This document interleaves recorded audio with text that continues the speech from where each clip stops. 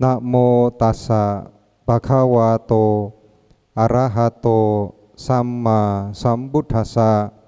Terpujilah Sang Bhagawa yang Maha Suci, yang telah mencapai penerangan sempurna dengan usahanya sendiri.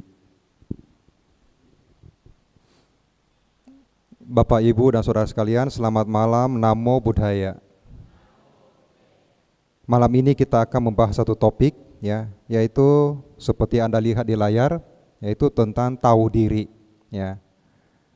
Jadi banyak orang, ya, itu tidak tahu dirinya. Artinya orang ini tidak mengetahui bahwa ada sesuatu yang tidak baik. Tetapi dia biasanya tahu tentang keburukan orang lain. Jadi terlalu banyak menilai orang lain, tetapi dia tidak pernah tahu dirinya itu seperti apa. Dan penilaian terhadap diri sendiri atau orang lain itu tidak bisa hanya dari wajah atau dari bentuk tubuh. Kita tidak bisa mengetahui seseorang itu dari mukanya saja. Jadi oleh karena itu Bapak Ibu dan Saudara sekalian, penting bagi kita, ya, untuk sadar diri, tahu apa yang perlu kita perbaiki, ya, itu. Kalau tidak, kita tidak bisa mendapatkan keselamatan. Ya, banyak orang itu menggantungkan keselamatannya dengan yang di luar, yang kita sebut itu maha kuasa. Ya, mereka sangat takut dengan yang maha kuasa itu, tapi mereka tidak takut dengan akibat dari perbuatan jahatnya. Tuh. Ya, memang ada beberapa orang, Bapak Ibu dan Saudara sekalian, itu bisa menyadari bahwa dia itu banyak kekurangan.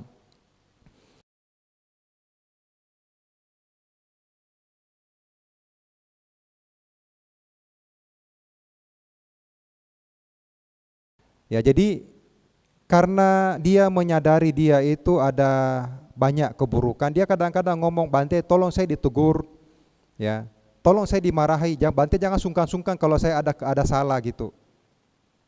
Ini orang bukannya bodoh, justru dia ini orang bijaksana, gitu. Karena dia menyadari bahwa dia itu ada keburukan, dia minta dinasihati, minta ditegur. Tapi kadang-kadang setelah diberitahu ditegur malah tersinggung. Ya, minta dinasihati tetapi ketika diberitahu malah tidak terima. Jadi oleh karena itu paling bagus diri sendiri, ya, harus bisa mengetahui saya ini sebenarnya bagaimana itu. Ya. Banyak umat sebenarnya tergantung dengan para biku, ya. Misalnya ada menantu, calon menantu. Kadang-kadang Bante dikirimi fotonya. "Bante, bagaimana calon menantu saya ini? Baik atau tidak baik?" Lah, ini kan sulit untuk bisa memberikan masukan. Kenapa? Karena orang bisa pergi Korea itu loh. Bisa permak-permak dia punya muka. Dan kita tidak bisa mengetahui orang hanya dari wajahnya. Itu. Kalau wajahnya memang sudah ketahuan, itu malah lebih bagus. Tapi ada orang wajahnya bagus-bagus saja, tapi hatinya jeleknya minta ampun. Tidak bisa diketahui. Jadi oleh karena itu Bapak Ibu dan Saudara sekalian, supaya kita lebih bisa tahu diri, ya, tahu ini kita seperti apa, itu alangkah baiknya kalau kita itu kembali kepada Dharma, ya. Jangan belajar terlalu banyak, baca wajah orang, tai lalatnya bagaimana, hidungnya bagaimana, mukanya bagaimana, orangnya bagaimana. Ya, itu akan bisa jauh dari Dharma, karena Sang Buddha tidak mengajarkan kita seperti itu.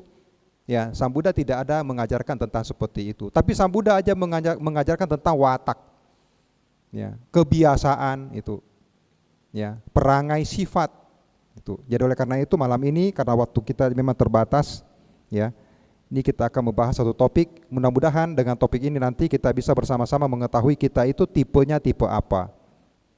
Ya, di dalam Dhammapada Bapak Ibu dan Saudara sekalian ada disebutkan, bila orang bodoh dapat menyadari kebodohannya, maka ia dapat dikatakan bijaksana. Tetapi orang bodoh yang sombong dan menganggap dirinya bijaksana, sesungguhnya dialah yang disebut orang bodoh.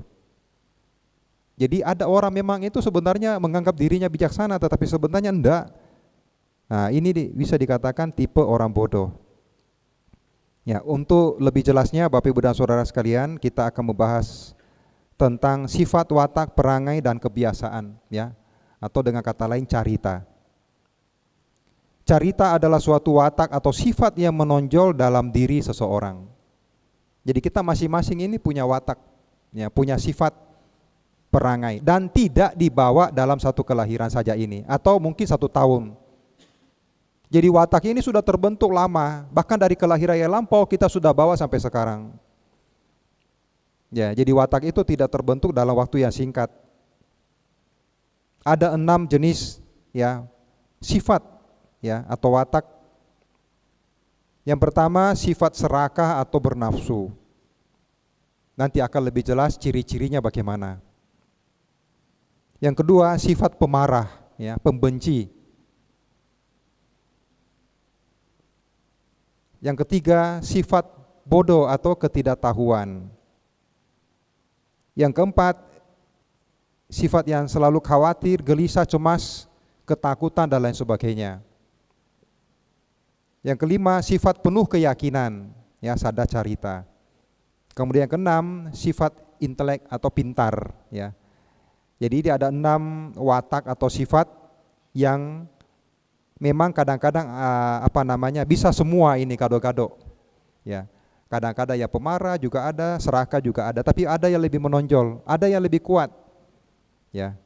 Ada yang lebih menonjol itu seperti khawatir, gelisah, cemas. Inilah yang menguasai orang itu. Ya. Yang menguasai dia itu sering mengalami ini, ya, khawatir, gelisah, cemas. Misalnya orang tua yang tidak begitu mengerti dhamma, ya, selalu khawatir, gelisah, cemas dengan anaknya. Cara menentukan watak seseorang, ya, termasuk diri kita masing-masing, ya. Mengamati gerak-gerik, ya, perilaku. Ya, misalnya gerak-gerik perilaku, kalau orang marah itu kan biasanya ya dari wajahnya sudah ketahuan. Mata tidak bisa berbohong. Ya, mata. Jadi mata ini kita bisa ketahui orang itu sehat, sakit, sedih, gembira, ya, marah, itu terlihat dari matanya. Ya, begitu juga orang yang jatuh cinta dilihat dari mata. Dari mata turun ke hati, atau dari hati turun ke mata, kan enggak, dari mata turun ke hati. Jadi mata ini sebenarnya itu bisa gerak-gerik, ya, perilaku. Kalau suka melotot, ya, orang yang kalau marah itu kadang-kadang tidak bisa sembunyikan marahnya, itu kelihatan dari perilakunya, itu gerak-geriknya. Begitu juga dengan orang yang penuh cinta kasih, ya, itu biasa kadang-kadang tergambar dari perilakunya. Gaya hidup, ya, gaya hidup. Ini misalnya orang yang sangat bernafsu serakah, itu gaya hidupnya berbeda dengan orang yang sederhana atau hidupnya sederhana. Ini bisa dilihat dari orang-orang yang misalnya profesinya sebagai artis, bidu wanita, ya. Itu kelihatan dari cara dia berpakaian atau gaya hidupnya. Kemudian makanan kesukaan. Ya. Penjelasannya Bapak Ibu dan Saudara sekalian, seorang dengan raga carita itu menunjukkan persamaan sifat yang umum dengan orang yang penuh keyakinan. Ada persamaan juga ada perbedaannya. Ya. Demikian pula dengan orang yang wataknya penuh dengan kemarahan, kebencian, ini ada persamaan dengan orang yang intelek. Ya. Tapi ada juga perbedaannya, nanti akan lebih jelas. Kemudian orang yang bodoh atau banyak tidak tahunya itu, ya, ketidaktahuan, sifat ketidaktahuan, dan orang yang selalu khawatir, itu juga ada persamaan. Ya, ciri-ciri orang dengan watak serakah atau penuh nafsu dan orang yang penuh keyakinan. Biasanya lembut dan santun. Ya, biasanya lembut dan santun. Orang yang penuh nafsu, ya, serakah itu biasanya penampilannya seperti ini. Berbeda dengan orang yang pemarah. Ya, dia tidak santun. Begitu juga dengan orang yang penuh keyakinan, ya, santun, ya, kelihatan seperti itu. Umumnya bersih dan rapi. Menyukai rasa manis, beraroma, dan makanan yang lunak. Memang makanan manis ini membuat orang itu kadang-kadang jadi serakah. Ya, tidak pernah bisa ngerem. Misalnya buah-buahan ada yang manis, ya kalau makan bersama itu yang manis itu lebih cepat habis. Itu. Jadi manis ini terus, ya itu. Begitu juga dengan makanan enak, ya itu bisa tidak ingat orang belakang tuh. Tuh, kalau kumpul makan di wihara itu ya biasa gitu, ya bisa menimbulkan loba, itu serakah. Di mana-mana sama ya, termasuk makhluk-makhluk bukan manusia, itu binatang juga suka makanan-makanan yang manis. Ada yang makanan itu misalnya monyet, tuh dia kalau manis itu bisa habisin. Ya, semut, ya itu. Jadi kita bisa tahu dari jenis makanan. Umumnya orang-orang yang penuh keserakahan, nafsu itu biasanya memang suka ya mencari, ya ada memang dia punya kelemahan di situ. Nah, walaupun mereka punya persamaan, ada juga perbedaan. Ya, untuk membedakan orang yang penuh dengan nafsu dengan raga carita itu dengan orang yang penuh keyakinan, ya perbedaannya adalah seseorang dengan watak penuh nafsu, ya itu sangat melekat pada 5 kesenangan indriawi. Ya, mata dengan objek, telinga dengan suara, lidah dengan kecapan, ya kulit dengan sentuhan. Itu. Jadi sangat melekat. Misalnya dengan mata itu. Ada orang yang tidak bisa kemana-mana ya, apalagi ke wihara. Itu kalau ada drakor, drama Korea. Nah, itu drama Korea itu bagi dia itu tontonan itu tidak bisa tidak dinonton. Ada wihara-wihara tertentu itu sepi. Akhirnya puja baktinya dirubah jadwalnya, hanya menyesuaikan karena ada ini tontonan ini. Ya tontonan itu. Ya saya waktu jadi umat juga tahu ya, ada kita dulu kenal telenovela itu. Untuk pertama kalinya kan ada Maria Mercedes. Itu pada waktu itu memang lagi booming tuh Maria Mercedes, kemudian Cassandra. Itu melekat banget dengan tontonan, mata ini dengan objek. Itu. Ah, begitu juga dengan telinga, dengan suara-suara ya, itu melekat. Terlalu melekat itu loh, sampai tidak bisa lagi melepaskan itu. Ada orang juga suka dengan sepak bola, itu sudah ngantuk tapi dipaksa untuk begadang gitu. Kalau perlu pakai kopi, ya pakai kopi itu begadang dia itu. Ya padahal sudah harus tidur, tapi karena tontonan ini dia melekat dengan itu tontonan, dia rela korbankan tidurnya itu. Ya termasuk ini lidah ini. Makanan-makanan dimanapun itu makanan enak dia pasti tahu tuh. Datang ke Semarang, apa makanan yang paling cocok? Nah, lumpia Semarang. Datang ke mana sana, ini cocok di gudeg itu. Jadi dia ini melekat, sangat melekat dengan makanan. Besok cari lagi. Ya.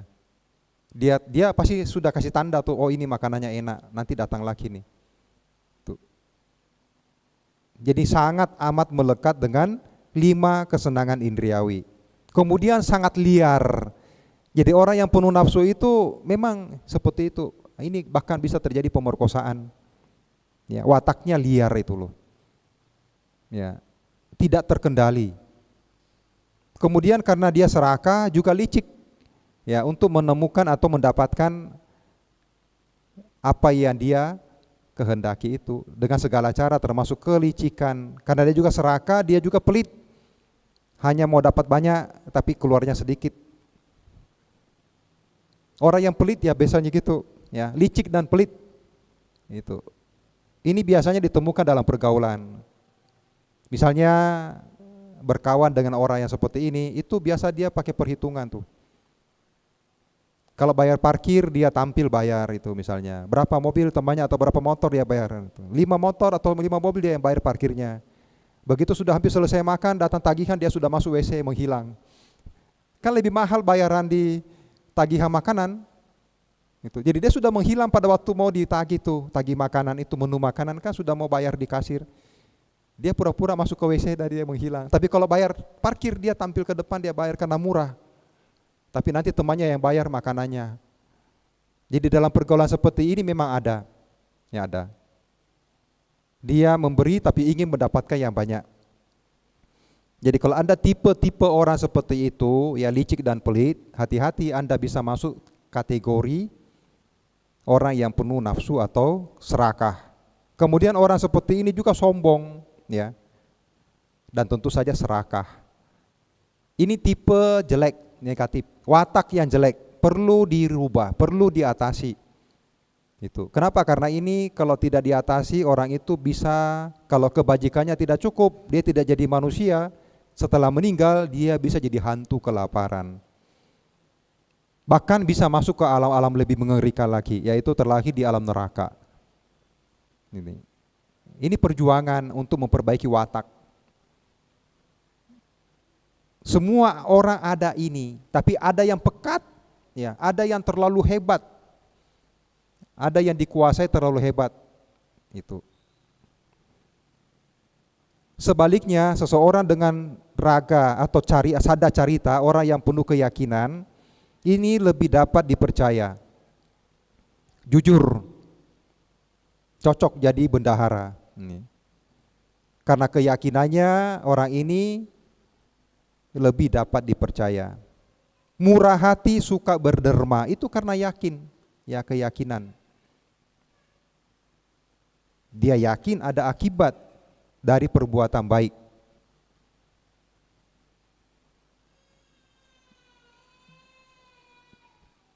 Ya, dia tidak peduli, ya.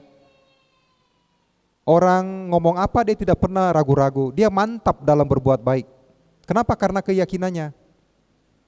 Karena keyakinan. Mau dihasut, mau dipengaruhi, dia tidak akan bergeming.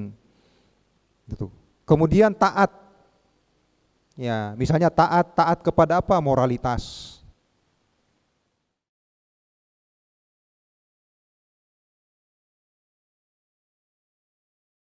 Apa yang diperintahkan dia taat karena keyakinannya itu. Tapi kita dibodis di sini bukan karena takut dengan makhluk yang dikatakan berkuasa itu yang bisa memberikan kita kehidupan, mencabut kita punya nyawa juga, bukan itu. Ya, kita taat ini di sini dengan kita punya perilaku. Ya, misalnya moralitas Pancasila Buddhis. Ya, Pancasila Buddhis. Kemudian setia. Karena keyakinannya dia tidak akan mencari kebenaran di luar dharma. Dharma ditempatkan yang paling tinggi. Ada tradisi-tradisi apapun itu disesuaikan supaya sesuai dengan dharma. Bukan dharma yang disesuaikan supaya sesuai dengan tradisi. Ya, misalnya dia orang Tionghoa, ada tradisi, dia menempatkan dhamma di atas. Begitu juga dengan suku-suku yang lain, mereka juga punya tradisi dhamma di atas. Jadi dia tidak akan mencari kebenaran di luar dharma itu. Dharma dijadikan sebagai pelita. Dia sangat setia dengan dhamma. Ya. Ini ciri-ciri orang yang punya keyakinan. Hormat kepada Tiratana. Ya, artinya orang ini benar-benar, ya, memberikan penghormatan dimanapun dia menemukan ada objek pemujaan, termasuk melihat biku, ya, dia akan selalu memberikan hormat. Apakah dengan anjali atau tunduk kepalanya itu. Lihat pohon bodhi juga begitu. Dia tidak akan bahagia kalau pohon bodhi itu dikotori. Misalnya di wihara ini punya pohon bodhi, punya objek pemujaan, dia sangat hormat. Begitu lihat ada botol Yakult dibuang di situ, tisu, ya, apa itu gelas-gelas aqua, bungkusan-bungkusan makanan dibuang di sekitar pohon bodhi, dijadikan tempat sampah, dia sangat tidak bisa bahagia atau tidak senang. Kalau dia punya altar di rumah pasti bersih. Dia tidak akan telantarkan altarnya. Jadi misalnya di sini sama, ya. Altarnya tidak sampai penuh dengan sarang laba-laba, kemudian apa banyak dupa-dupa, batang-batang dupa yang sudah tidak terpakai tidak dicabutin.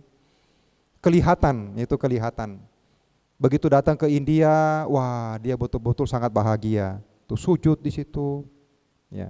Masuk ke wihara langsung sujud. Tuh sangat menghormat. Begitu lihat simbol-simbol Buddhis, sangat menghormat.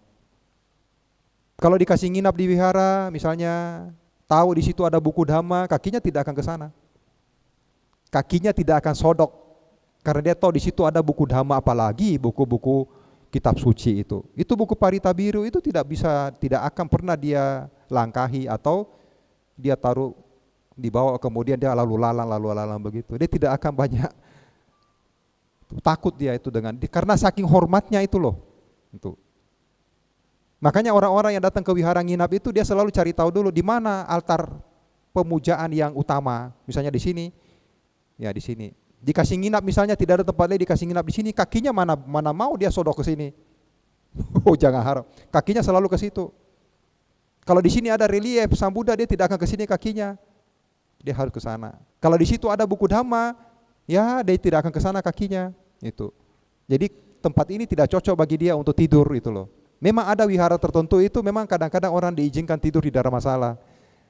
Tapi karena tidak punya posisi, kadang-kadang dia jadi tidak enak. Itu. Kalau kakinya ke sana, bikunya ada di situ. Ini orang yang penuh hormat. Jadi kelihatan dari dia punya perilaku itu. Apakah ada orang seperti ini? Ada. Ada. Bante Sariputra itu ketika tahu gurunya yang misalnya Bante Asaji ada di mana, itu kepalanya selalu menghadap ke situ. Nah, itu rasa hormat. Ya, beliau bisa mencapai Sotapanna itu kan karena satu syair dari Bante Asaji. Jadi kita harus belajar di mana ada objek pemujaan, minimal kita tidak mengotori. Ya, tidak mengotori. Justru kita harus buatnya jadi bersih. Tuh.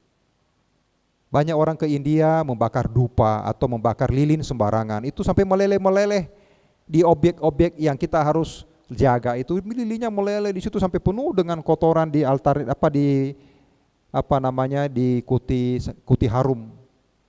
Itu kan tidak bisa menghormati objek pemujaan kita di situ. Ya, oleh karena itu wihara ini juga sama, ya.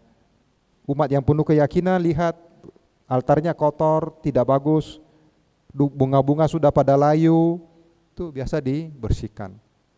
Dia tidak akan diamkan seperti itu.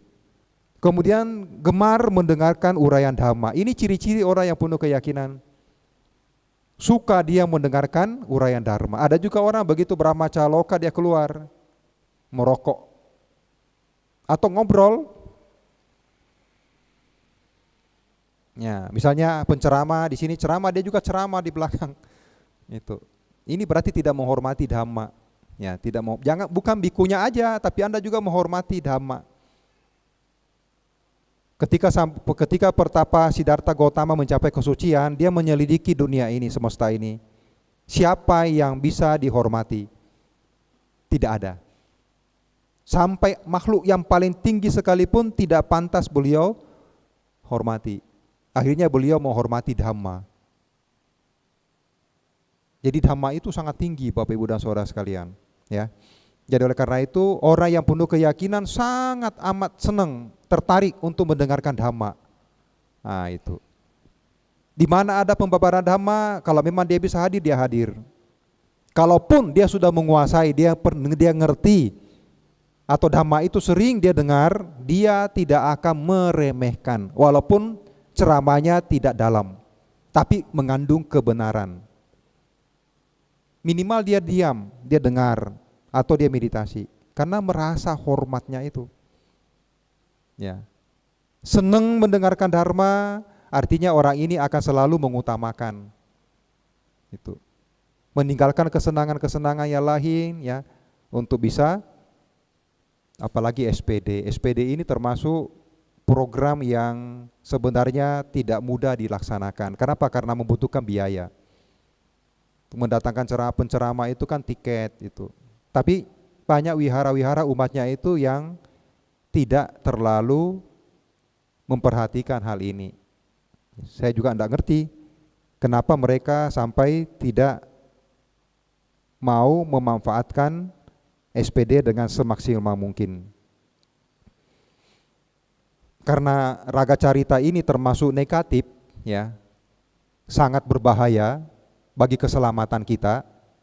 Ya, oleh karena itu disarankan untuk meditasi dengan berbagai objek yang menjijikkan sebagai penangkal.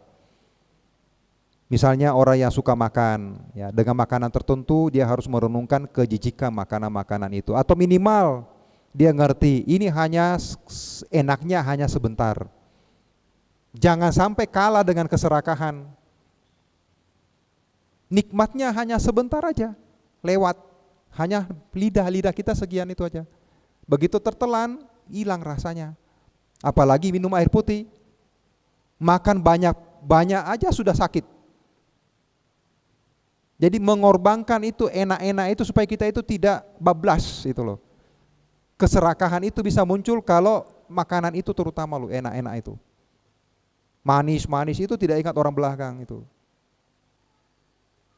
Jadi banyak orang makan di wihara itu ya ketinggalan itu semua itu yang tidak enak. Ya makan enak itu habis duluan. Kalau perlu dengan piringnya juga sekalian dibawa pergi. Jadi misalnya contoh loh ya. 2 macam buah, ada dua ya, itu piring itu. Ada yang manis, ada yang tawar itu. Kira-kira yang mana yang lebih dulu habis? Yang manis. Tapi ingat, bukan hanya kita yang makan, banyak orang lain. Orang lain juga sama dengan kita, mereka juga pasti cari juga yang manis. Jadi orang yang tidak serakah dia pasti tahu diri, tahu batas.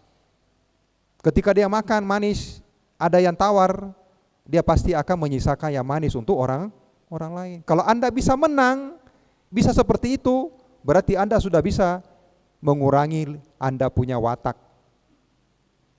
serakah itu. Berbagilah itu. Artinya makan juga yang tawar. Ya, itu perhatikan. Kenapa? Karena ada juga orang lain juga mau makan. Itu.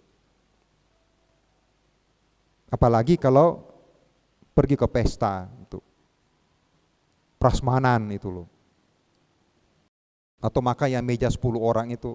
Itu kadang-kadang kalau lihat orang makan itu kadang-kadang sudah tahu satu orang satu tapi dia ambil 2. Itu ambil 2. Jadi bagian orang dia ambil. Begitu juga dengan prasmanan ya. Banyak yang mengeluh ya. Kemarin itu pengantinnya itu Bante makanannya tipis. Kami aja nggak dapat. Bukan tipis, yang makan itu serakah. Ini kan sudah dihitung berapa orang, berapa kepala itu loh. Kadang-kadang ada yang maju ke depan tinggal kuahnya. Masih untung kalau ada kuahnya. Ini kadang-kadang tinggal sendoknya aja. Ada yang begitu, ada. Ini kan bukan cerita-cerita yang dibuat-buat. Kenapa? Makanya bagaimana itu? Ya satu orang ambil 10 tusuk sate misalnya tuh tumpuk, ambil lagi makanan, tapi tidak dihabiskan. Banyak orang makan prasmanan itu piringnya tidak bersih, banyak sisanya. Banyak. Jadi bukan makanannya tipis, orang yang makan itu tidak tahu diri. Itu. Tidak mengenal dirinya bahwa dia makannya itu kan ambil, habisin. Atau ambil, sesuaikan saya makan berapa banyak ini, kenyangnya di mana. Atau mungkin berpikir, begitu banyak orang datang. Saya kan bukan orang tidak bisa makan, saya juga bisa beli kok.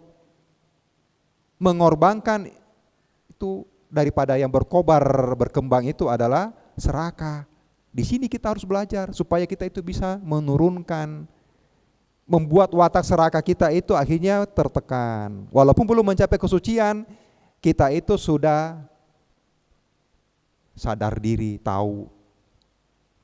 Nah, malah kami dapat laporan, malahnya umat di wihara malah kalau makan itu orang belum makan sudah dibungkus dibawa pulang.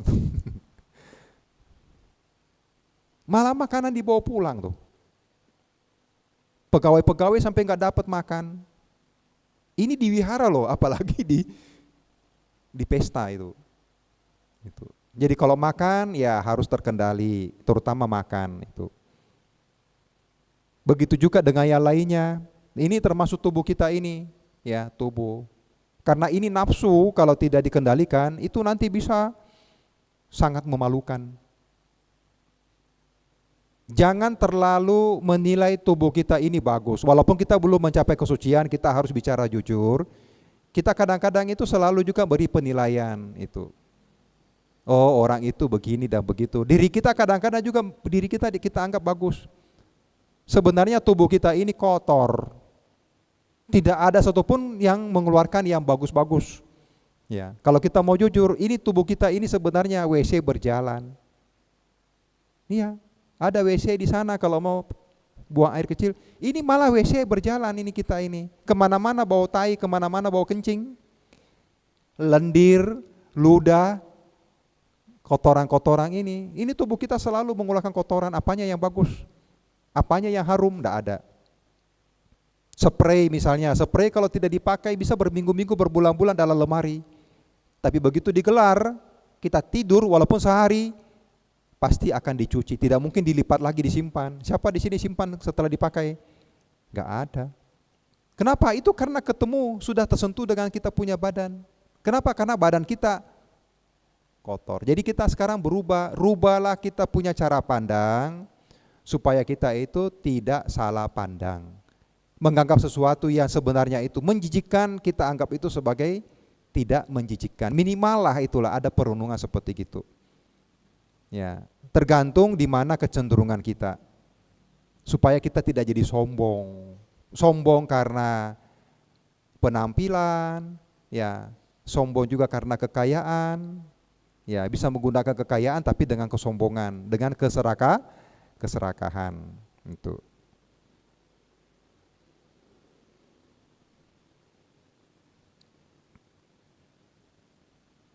Kemudian Bapak Ibu dan Saudara sekalian, ciri-ciri orang dengan dosa carita. Ya. Atau watak pemarah, pembenci. Gampang sekali marah, gampang sekali benci orang, apalagi dendam. Itu.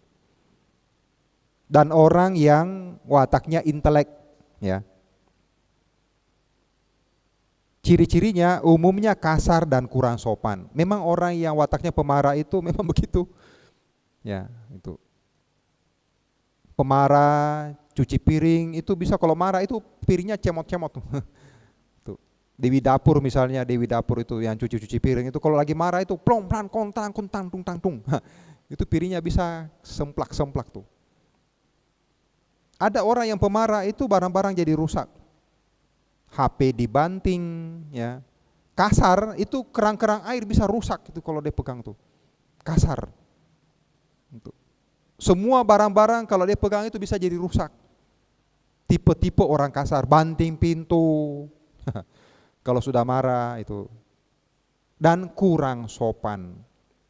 Itulah tipe-tipe orang yang pemarah, pembenci dalam tingkah lakunya. Orang yang intelek juga begitu sama juga, ada tipe-tipenya juga. Mereka juga biasanya seperti itu, ya. Karena intelek pintar dia bisa berlaku seperti ini.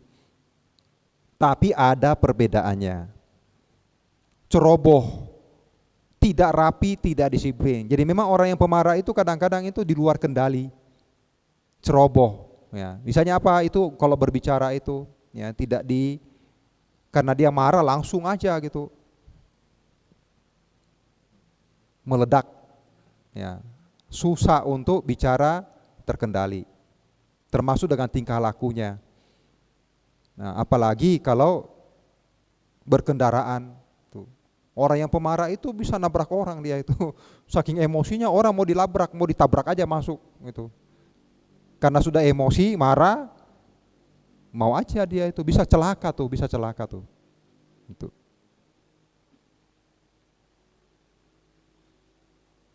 Menyukai rasa pedas, ya. Pahit, asam dan asin. Kemarahan ini Bapak Ibu dan Saudara sekalian itu sangat berbahaya.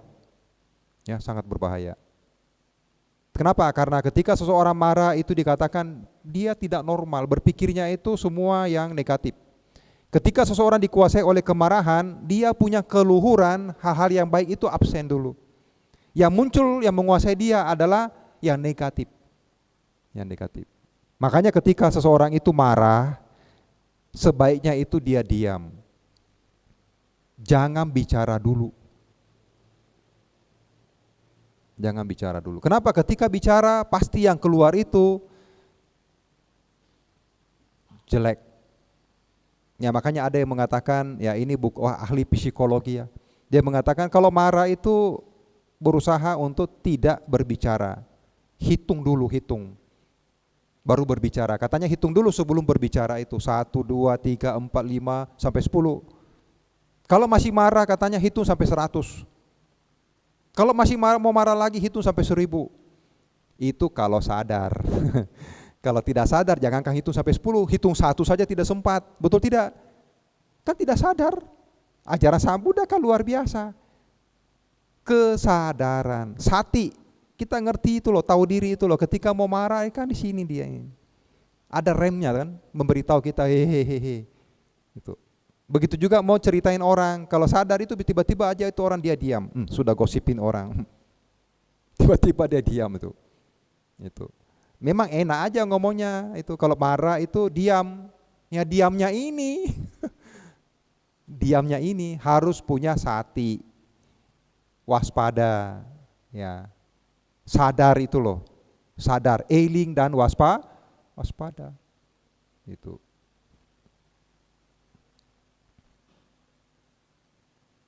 Tidak suka dengan pemandangan dan suara-suara yang tidak menyenangkan, dengan mengeluarkan kata kasar, kebencian dan kegusaran. Jadi kalau dengar-dengar suara yang dia tidak suka, langsung dia emosinya meledak.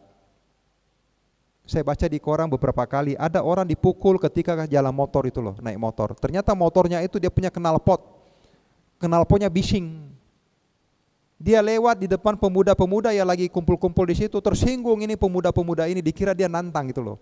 Dikejar, dipukul dari motornya jatuh. Ini orang nggak ngerti kenapa dia dipukul, apa salahnya? Dia kan tidak salah. Ternyata suara motornya itu bikin orang itu jadi marah.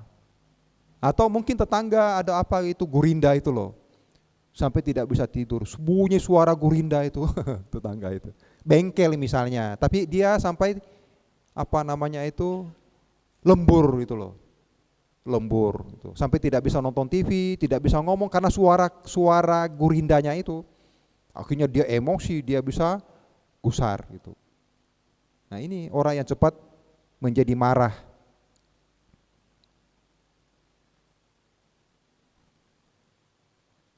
Ya. Walaupun punya kesamaan, tetapi punya perbedaan, yaitu orang yang penuh kemarahan dengan orang yang intelek. Keduanya memiliki perbedaan sifat yang mencolok. Orang yang penuh dengan kemarahan, ya, selalu menunjukkan sifat dendam, gitu. Iri, suka mengumpat, sombong dan keras kepala. Ini orang yang dosa carita, orang yang pemarah, ya, orang yang pembenci. Itu. Sulit memaafkan orang lain. Makanya orang seperti ini ketika meditasi itu biasa kadang-kadang begitu duduk meditasi yang tidak disenangi muncul mukanya itu loh. Itu. Selalu ingat kesalahan orang itu. Jadi orang ini nggak bisa maju konsentrasinya. Nggak bisa maju konsentrasinya. Di mana-mana ada musuhnya. Datang ke wihara A, ada musuhnya, pulang ada musuhnya. Datang ke wihara B juga pulang, ada juga orang yang tidak disenangi. Datang ke wihara C juga ada juga yang tidak disenangi. Nah ini tipe-tipe orang yang pemarah.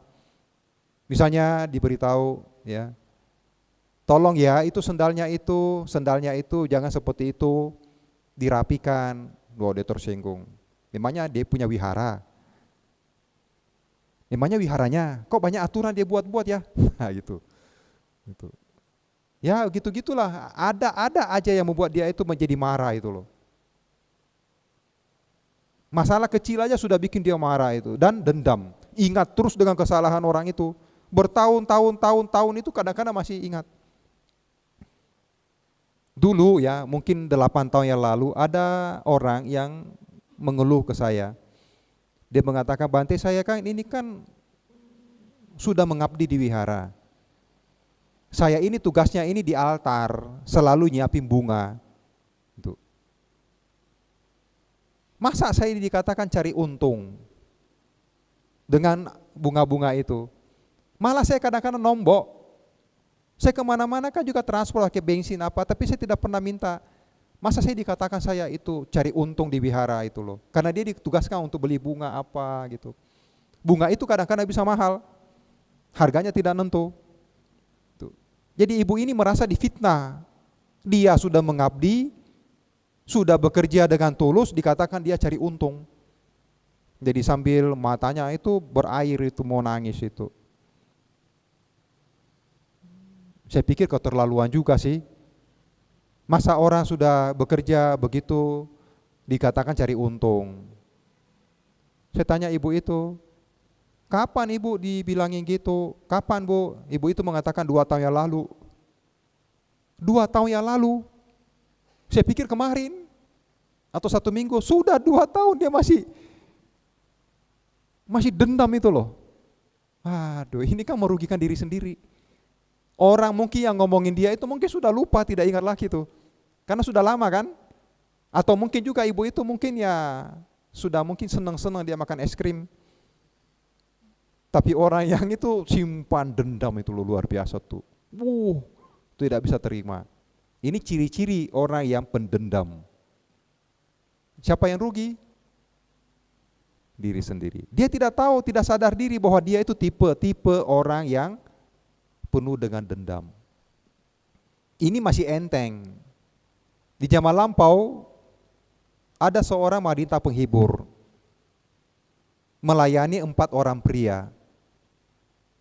Setelah melayani pria-pria hidung belang ini, pria-pria itu mau mengambil semua perhiasan yang ada di tubuh wanita itu, mau dirampok. Tentu wanita ini melawan.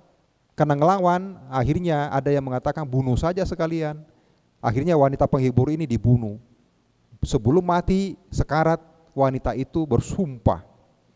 Dia bersumpah, saya akan membalas. Saya akan membunuh kalian dimanapun. Kelak di kemudian hari, saya akan membunuh kalian. Mati. Apa jadinya Bapak Ibu dan Saudara sekalian? Setiap kali terlahir berdekatan ini, si wanita ini selalu membunuh mereka berempat ini. Wanita ini ternyata terlahir sebagai Yakini. Ada Yaka itu kan ya laki. Ini Yakini, raksasa wanita itu yang bertaring, punya kemampuan luar biasa. Setiap kali kelahiran dia bunuh ini 4 orang ini. Nah akhirnya tiba waktunya di zaman Buddha Gautama 4 orang ini juga terlahir di zaman itu. Satu menjadi arahat, Bahia Daruciriya. Ini arahat sudah dibunuh juga sama si wanita yang sudah jadi Yakini ini. Celaka toh. Membunuh orang suci karena dendam itu loh. Berkali-kali dibunuh. Sang Buddha juga sudah tahu. Bahia Daruciriya ini ketika meninggalkan tempat, dia tidak akan kembali lagi. Dia akan mati. Sang Buddha mengatakan si pembunuh itu sebagai makhluk yang betul-betul bodoh. Kemudian yang kedua ini Pukusati, seorang raja yang meninggalkan kerajaan juga menjadi orang suci, dibunuh juga. Karena dendam itu, dia sudah membunuh 2 orang suci. Yang ketiga, dia juga bunuh yang penderita kusta. Penderita kusta ini juga dulunya yang termasuk kelompok, tapi dia juga sudah mencapai kesucian, dibunuh juga sama si Yakini ini. Ya, yang terakhir juga begitu, dibunuh semua. Jadi siapa yang celaka? Begitu hebatnya penderitaan wanita itu, kasihan betul. Dulu dia dibunuh, diperkosa dan dibunuh karena dia punya karma. Makanya dia harus melalui itu, tapi karena dia tidak ngerti, dia mau balas dendam. Akhirnya betul dia bisa balas dendam, tapi yang dia bunuh ini bukan lagi orang biasa, sudah mencapai kesucian. Jadi wanita ini yang sudah jadi Yakini menderita dalam waktu yang lama. Siapa yang patut dikasihani? Si wanita pelacur itu yang kemudian menjadi Yakini. Jadi ini berbahayanya Bapak Ibu dan Saudara sekalian, dendam itu loh. Ya, dendam. Begitu juga dengan pasangan suami istri. Ya, harus dimengerti, ya, cinta pasangannya benci. Cinta duniawi, cinta nafsu, pasti itu pasangannya benci. Selalu berpasang-pasangan. Selalu berpasang-pasangan. Suka duka, surga neraka. Cinta juga pasangannya benci. Di mana ada cinta, di situ ada benci. Di mana ada kejahatan, di situ juga ada kebajikan. Jadi berhati-hati. Berhati-hati. Karena kebencian juga akan mempertemukan Anda. Dengan siapa Anda benci, nanti akan selalu bertemu. Kemudian orang yang wataknya penuh dengan kemarahan kebencian itu suka juga gampang iri, suka mengumpat. sombong dan keras kepala. Ini ciri-ciri yang melekat pada orang yang penuh kemarahan atau dosa carita. Sedangkan orang dengan watak intelek, ya, watak yang cerdas, bebas dari dendam. Walaupun dia marah, sebentar juga berlalu, tidak ada berlama-lama. Ada orang seperti itu, kalau marah ya marah, selesai. Tapi ada juga sampai malam masih marah. Tuh. Ya kalau kita marah ya itu kadang-kadang nggak bisa tidur. Ya, suami marah kepada istri, istri marah kepada suami, marah kepada siapa aja, itu kadang-kadang nggak bisa tidur lelap. Kadang-kadang kalau karena sering marah itu dalam mimpi pun bisa marah-marah, menggigau. Ya, itu menggigau. Dan celakanya ini bisa masuk neraka ini. Bisa membunuh orang ini. Gara-gara kemarahan ini akhirnya bisa membunuh. Tapi orang yang intelek, dia tidak menyimpannya. Dia tidak punya rasa dendam. Sudah selesai. Kemudian dia juga tidak cemburuan, mudah menerima nasihat orang lain. Jadi kita dulu kita sekarang takar-takar, saya ini tipe ada nggak di sini? Kalau ada, ini tipe yang bagus. Tipe yang bagus.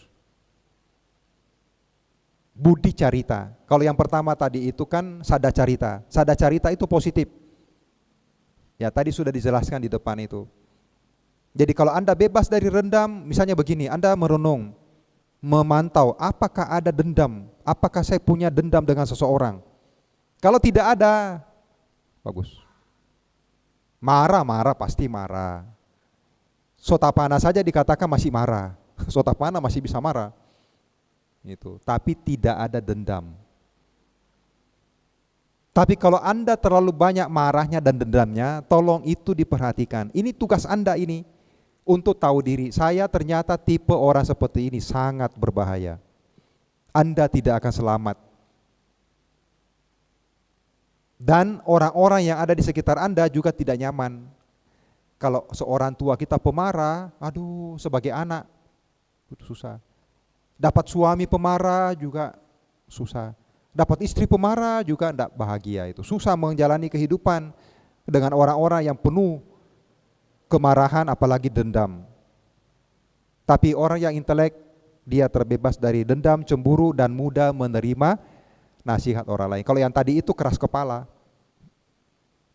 Dia masih menganggap dirinya benar. Gitu. Sudah salah, dia keras kepala tidak terima itu. Tapi orang yang intelek, begitu dinasihati dia langsung sadar, mau berubah. Melakukan segala sesuatu dengan penuh perhatian serta kebijaksanaan. Ya namanya intelek, cerdas. Kadang-kadang orang seperti ini mendengar satu dia bisa tahu dua tiga tuh. Analisanya bagus. Dia punya pemikiran itu tajam. Baca buku ya, dia sudah ngerti banyak itu. Dia bisa mencerna itu cepat. Ngerti dia.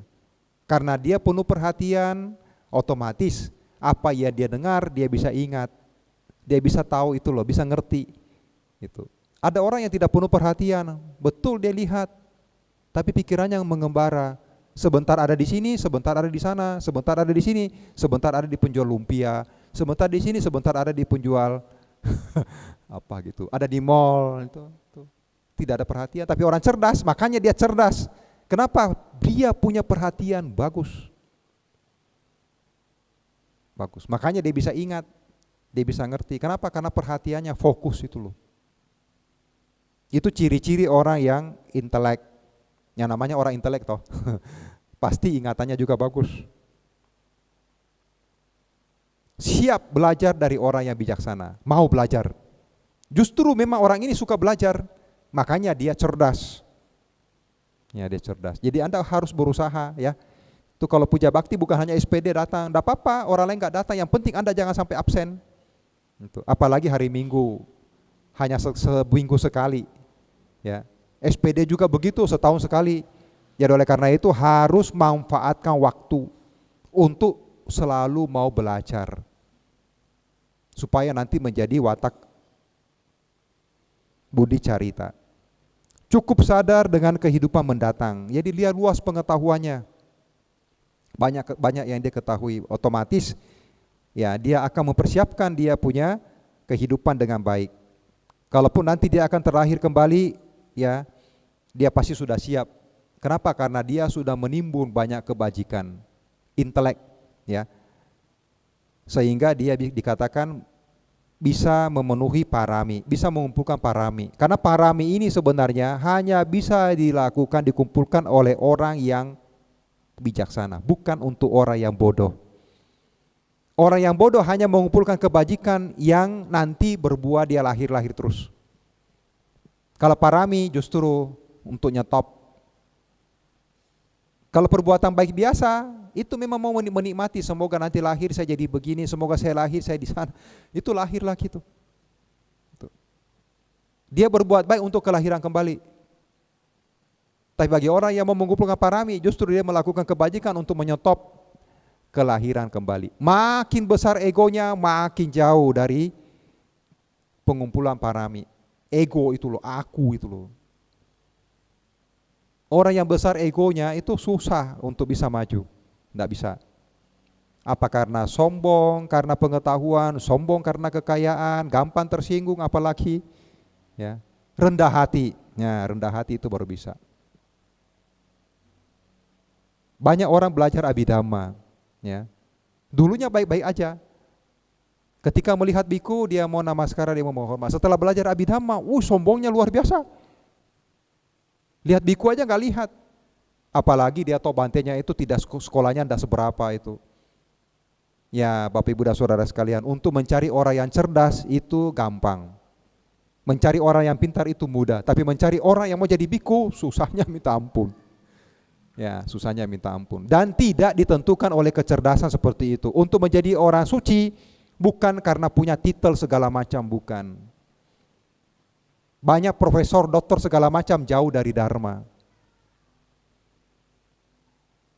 Tapi banyak orang-orang yang bisa ceramah tentang abhidhamma segala macam, wah lantang suaranya. Hidup ini adalah duka, itu Sang Buddha tegaskan, tidak ada yang lain. Ya, tapi dia tahu duka ada, tapi dia masih menikah, punya anak. Punya anak satu, tambah lagi tahun depan punya anak lagi 2. Katanya hidup ini duka. Kalau orang yang betul-betul mengenal duka, dia tidak akan nikah, Bapak Ibu dan Saudara sekalian. Dia tidak akan mau terlalu banyak kemelekatan, justru meninggalkan itu semua. Itu orang yang ngerti. Tapi kalau hanya teori, tong kosong, nyaring bunyinya. Jadi biku juga lebih bagus. Asal menjadi biku yang baik. Walaupun belum mencapai kesucian, tidak lulus SD pun juga, dia lebih berani. Kenapa? Karena dia ngerti, punya keyakinan, inilah jalan untuk terbebas dari duka. Nah, jadi perumah tangga bagaimana Bante? Boleh-boleh aja. Tapi prakteknya tidak segampang yang Anda bayangkan. Apalagi kalau sudah punya pasangan, sudah punya istri suami, punya anak, ya Anda sendiri mengatakan hidup ini duka, tapi Anda sendiri masuk ke dalam lumpur. Ya, Sang Buddha mengatakan para biku yang lepas jubah itu dia kembali ke lumpur. Dia kembali yang kotor itu loh. Kembali ke gelapan. Kembali ke yang gelap. Padahal Pancasila Buddhis, tapi dikatakan kembali ke gelap. Itu. Jadi oleh karena itu, Bapak Ibu dan Saudara sekalian, penuhilah parami. Sebagai umat juga bisa melakukan parami. Yaitu cita-citanya bukan untuk mendapatkan kenikmatan-kenikmatan dari kebajikan itu. Dia berbuat baik demi untuk menghancurkan kotoran batin, misalnya keserakahan, itu dia berdana. Berdana untuk mempercantik batin, mengikis keserakahan, mau berbagi. Tuh. Ya. Karena ini dosa carita ini negatif, ya sangat merugikan. Itu orang yang punya watak kebencian, ya kemarahan itu dianjurkan atau diharuskan berlatih meditasi cinta kasih. Jadi kalau sekarang kita sudah tahu saya ini ternyata wataknya gampang emosi, gampang marah, apalagi dendam. Ini fokus aja di sini, fokus. Ya. Fokus pada meditasi cinta kasih. Metta bhawana. Bagaimana caranya? Tujukan metta itu kepada diri sendiri. Banyak orang melatih metta ini, semoga semua makhluk berbahagia, semoga semua makhluk berbahagia.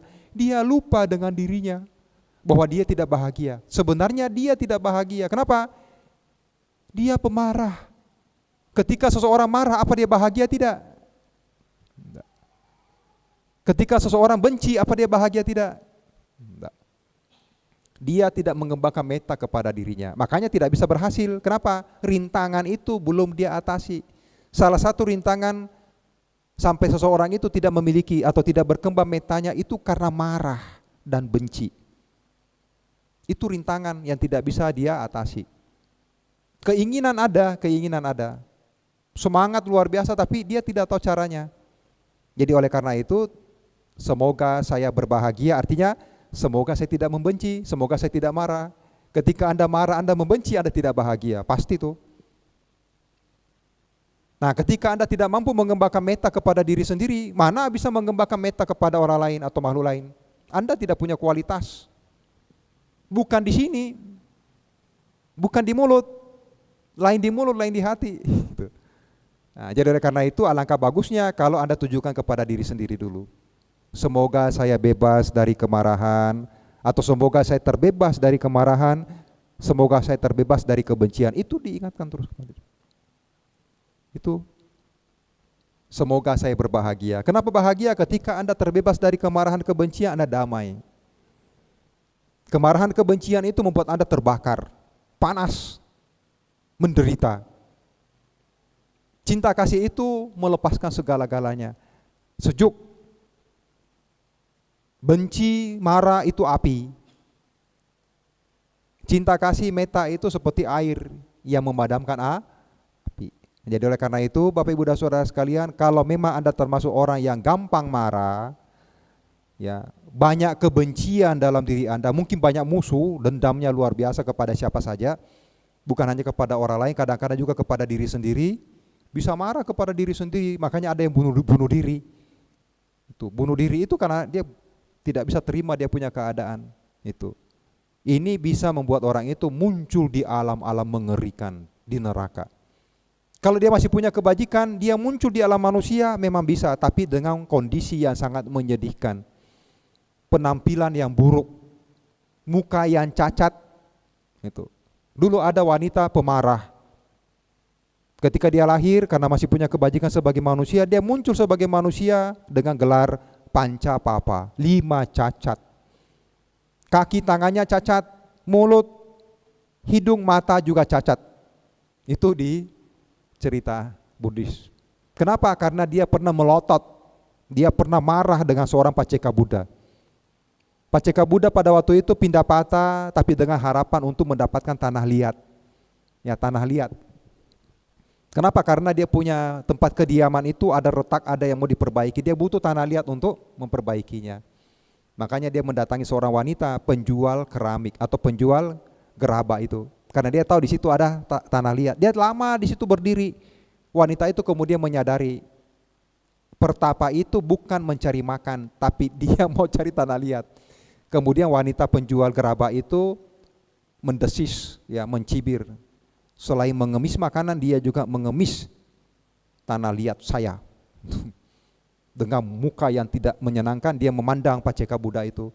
Tapi Paceka Buddha itu terus tunduk di situ. Wanita ini kemudian merasa berikanlah gitulah, dia kasih. Tapi dengan wajah yang tidak menyenangkan, dia langsung masukin tanah itu di mangkok Paceka Buddha. Nah, inilah akibatnya. Gara-gara dia berdana dengan cara seperti itu, dia punya penampilan sangat tidak bagus. Tapi kulitnya bagus. Dia punya badan lentur, badannya lentur, kulitnya halus. Kenapa? Karena berdana tanah liat. Ya. Tapi mukanya jelek, kaki tangan cacat, mulut, hidung, mata cacat. Saya sampai berpikir ini kalau pergi ke Korea diperbaiki berapa kali bolak-balik Korea ini. Tuh. Ya, kita harus jujur lah. Siapa yang mau jelek penampilannya? Nggak ada. Laki-laki pun juga mau kelihatan bagus, betul kan? Siapa yang mau jelek? Nanti ada mengatakan, kalau kita sudah mengenal Buddhis, wajah nggak menjadi masalah. Wih, jangan bilang begitu.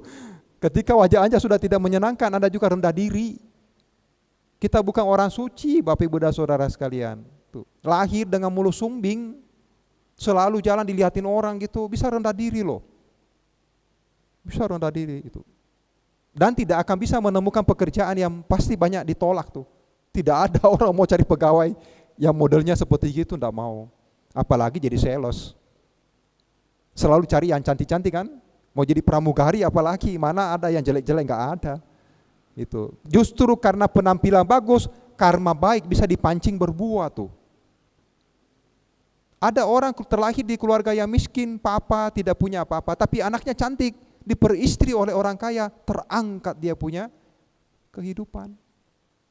Ada pegawai ganteng, kerja sama bosnya punya anak perempuan, jatuh cinta kepada pegawainya yang ganteng, akhirnya jadi anaknya, jadi menantunya bos. Langsung kedudukannya bisa berubah, itu karena dia punya penampilan. Jadi kita tidak bisa memandang remeh. Jangan mengatakan itu kan juga tidak kekal apa itu. Karena ini termasuk salah satu ya kondisi menguntungkan itu loh. Kondisi menguntungkan. Jadi karena itu Bapak Ibu dan Saudara, banyak kerugian ini dari marah ini. Kita harus mengetahui seperti itu karena banyak orang tidak bisa lepas dari ini. Berkali-kali tidak bisa lepas. Sudah tahu tapi masih marahnya itu luar biasa. Tidak bisa dia atasi. Akhirnya dia harus merenungkan banyak. Apa untungnya? Tidak ada untungnya. Kemarahan tidak ada untungnya. Bahkan dikatakan di dalam kitab penjelasan, orang yang marah itu seperti orang gila. Ya, tidak lagi waras cara berpikirnya itu. Apalagi Bapak Ibu dan Saudara sekalian bisa membunuh, merusak itu. Jadi oleh karena itu disarankan untuk latihan meditasi metta bhavana. Kapan itu Bante dilaksanakan itu latihan itu? Tidak pada waktu duduk begini baru metta Anda jalankan, enggak. Dikatakan di dalam Karane Metta Sutta, ketika berjalan, duduk, berdiri atau berbaring selagi tidak terlelap atau ngorok. Berbaring pun juga bisa. Semoga saya terbebas dari kebencian, semoga saya terbebas dari kemarahan, semoga saya berbahagia. Oh iya, bahagia kalau terbebas dari kemarahan, pasti. Begitu dia marah, cepat luntur. Begitu dia membenci, cepat dia atasi. Karena dia sudah tahu, dia ngerti, ini racun bagi saya, kenapa saya harus makan? Jadi kalau suatu ketika dia marah sama seseorang, cepat dia selesaikan, cepat. Tidak lagi berlama-lama. Kalau dulu mungkin bisa berhari-hari, tapi ini cepat dia selesaikan. Ada ibu-ibu marah sama suaminya, bertengkar, tidak ngomong sehari, tidak ngomong 2 hari, 1 minggu tidak ngomong, 1 bulan tidak ngomong, 2 bulan tidak ngomong, 3 bulan tidak ngomong, 1 wasa. Mirip 1 wasa tidak ngomong dengan pasangannya. Waduh, hidup dengan begini bisa menderita loh. Itu. Kalau dia tidak ngomong lebih duluan, saya tidak akan ngomong. Saya tidak akan ngomong dia. Kalau dia tidak lebih dulu ngomong dengan saya juga tidak ngomong. Dia masak, taruh di meja, tidak panggil suaminya makan. Suaminya juga makan, dia juga tidak ngomong-ngomong, pergi. Gitu. Akhirnya marah-marahan seperti ini merugikan. Ini watak yang negatif. Sangat amat merusak. Tapi ini masih lebih mending. Watak kemarahan, kebencian ini cepat dikenali. Kenapa? Karena menderita. Orang yang marah benci itu sebenarnya menderita. Tapi keserakahan itu jauh lebih berbahaya. Kenapa? Karena keserakahan itu susah diatasi, susah dilenyapkan. Kenapa? Keserakahan ini menimbulkan kenikmatan. Dia serakah terpenuhi, dia makin nikmat, makin cari, apalagi bernafsu. Walaupun dia kehausan, begitu dia dapatkan, dia merasa nikmat. Tapi kemarahan ini membuat orang itu tambah menderita. Semakin dia marah, semakin dia menderita. Lebih gampang diobati, tapi keserakahan sulitnya minta ampun. Sulit diobati, susah diatasi. Jadi oleh karena itu semua ini kita tidak selamat. Banyak orang menggantungkan yang di luar, semoga saya diselamatkan. Dia rajin sembahyang. Kemudian orang dengan moha carita, wataknya penuh dengan ketidaktahuan, ya, bodoh, dan orang yang penuh kecemasan. Selalu bersekutu dengan ketidaktahuan, selalu berhayal itu loh. Kebingungan dan kelalaian. Siapa yang lalai, ya, tidak hati-hati, ini bisa masuk kategori ini. Selalu dapat masalah. Ini orang yang bodoh ini selalu dapat masalah nih. Selalu dapat penderitaan ekstra. Suka berhayal, bingung apalagi. Sulit membedakan antara benar dan salah, baik dan buruk. Ya. Ini gawat. Tidak bisa bedakan yang baik dan buruk. Ini sudah keterlaluan, makanya yang masuk kategori moha. Tapi saya rasa di antara kalian tidak ada lah. Mungkin yang halus-halus Anda tidak paham, tapi yang kasar-kasar Anda tahu. Anda tahu, pasti akan tahu. Mereka tanpa sati dan panya, itu panya ya, nomor 4 itu tanpa sati dan panya, kebijaksanaan. Jadi orang yang bodoh itu tidak punya perhatian, lemah itu perhatiannya loh. Makanya mendengarkan ceramah itu blank. Begitu pulang nggak ada lagi yang diingat.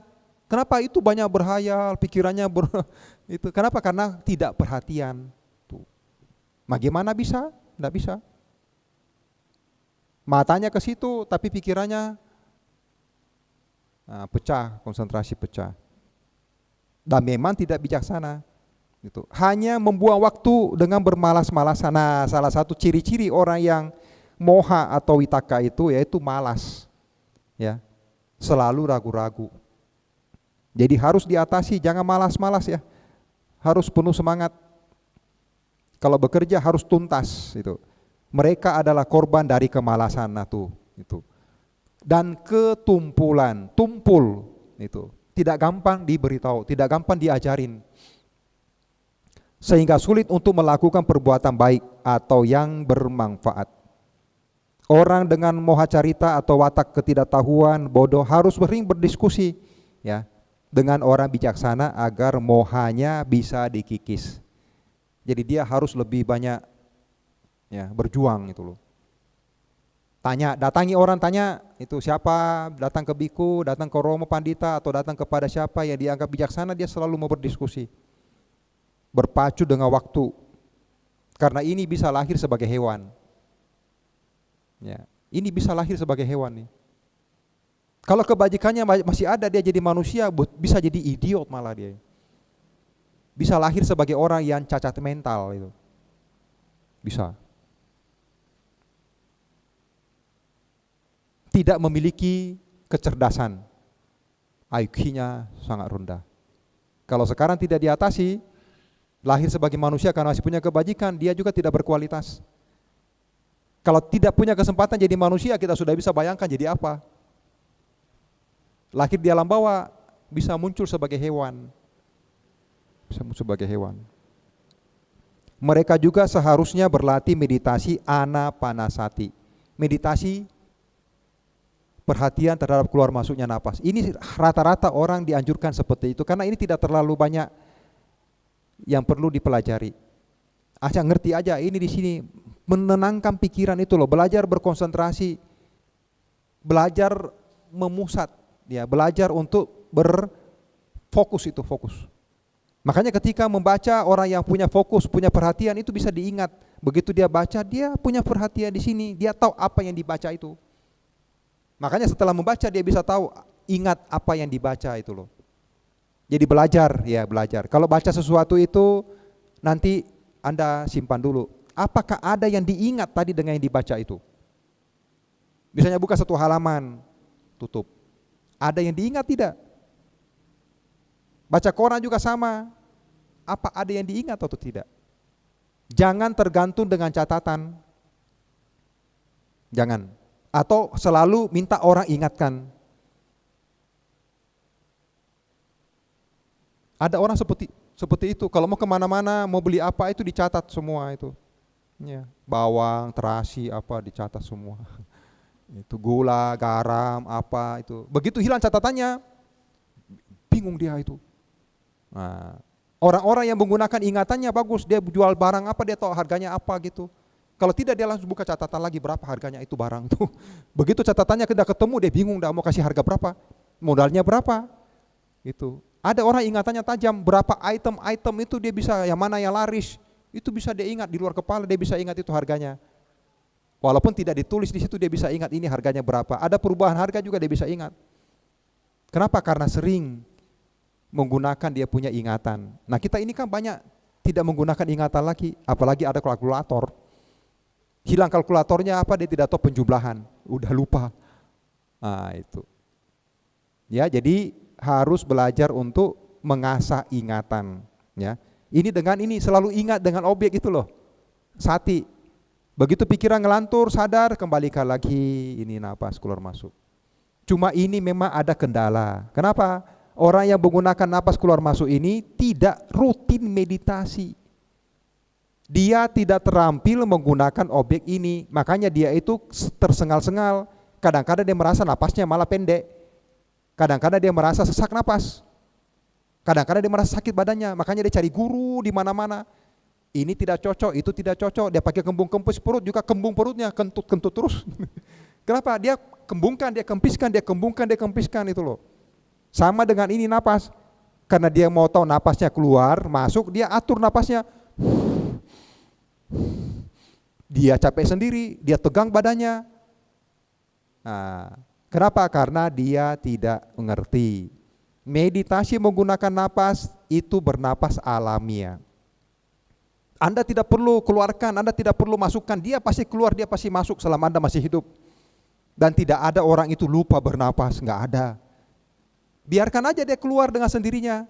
Ketika Anda perhatikan dia, napas Anda kadang-kadang menjadi agak berat, biarkan. Ringan, panjang, pendek, biarkan. Karena tidak ada tuh orang meditasi mati. Nah, ketika Anda sudah menemukan cara bernapas yang benar, cara bernapas yang dalam, di situ Anda menemukan power, energi Anda akan terasa. Anda tidak pernah kelelahan ketika meditasi. Anda punya energi itu terkumpul, itu makanya ada meditasi pernapasan sebenarnya di sini. Itu chi, itu energi itu loh.